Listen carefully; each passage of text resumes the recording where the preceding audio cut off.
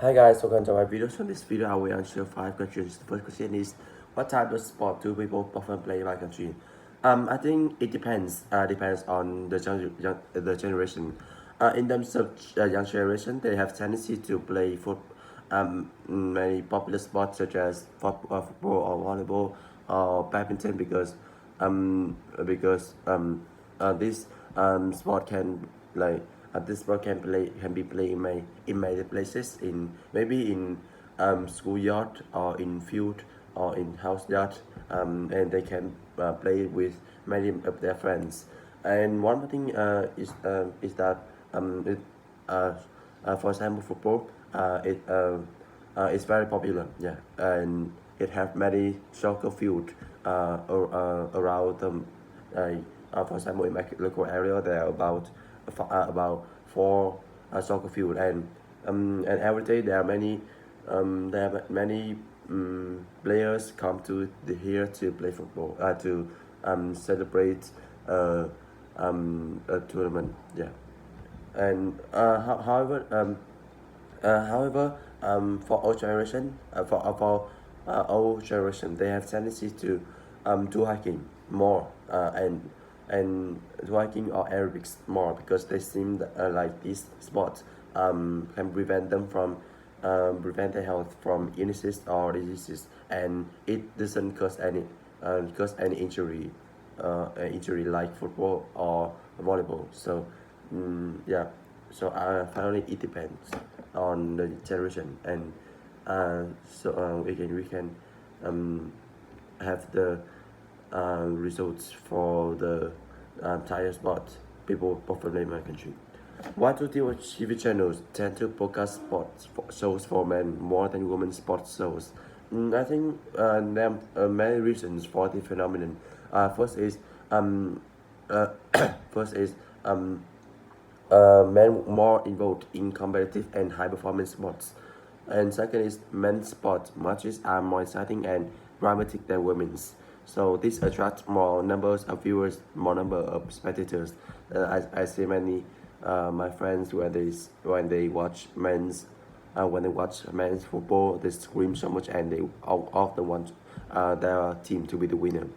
And finally, it's about the history. Yeah, men sports have a longer history than women. And in the past, people when it comes to football, they always they usually think about men's sports rather than women's sports.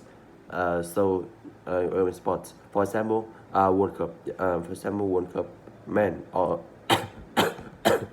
sorry, attract a huge number of spectators than women. Yeah, and that's why TV channels today have tendency to broadcast sports for shows for men more than women's sports shows.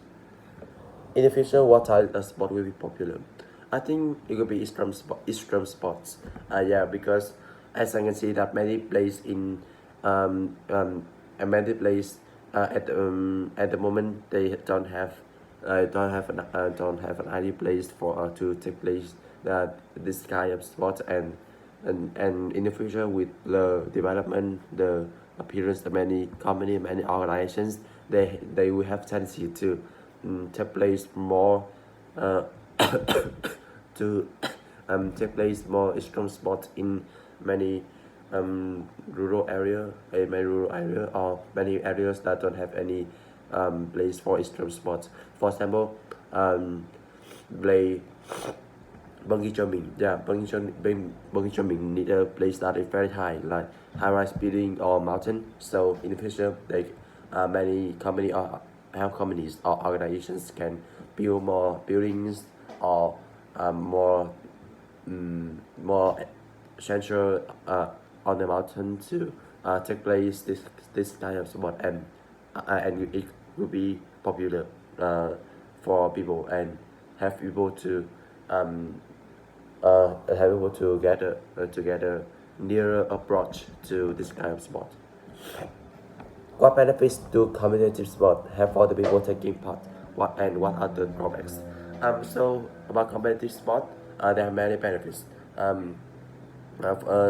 First is teamwork skills. They teamwork skills.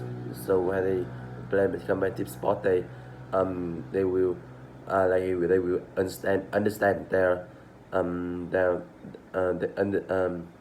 understand their understand their friends more. Yeah, and and this enhance teamwork skill.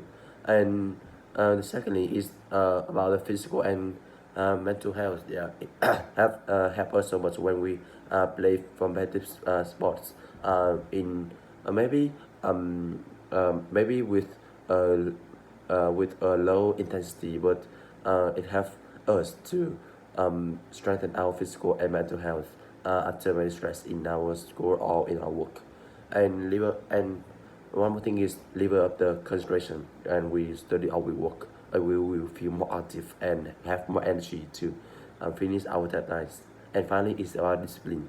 We know how to follow the rules. Yeah, and and it teach us many things in our life, because when we live we have obey the rules in many places, and when we play football, it teach us when we have follow the rules when we play, or when we go to somewhere we have to obey the rule and obey the rule and follow it, and to avoid any trouble or problems to come to us. And on the other hand, many drawbacks that we can get is that the first is high risk of injuries. For example, football, yeah, we may get leg or arms injury, like my friends, or we may get many arguments with another team, and that cause many troubles, that cause many consequences, that we cause many unexpected consequences. The final question: should physical education be compulsory for all school children?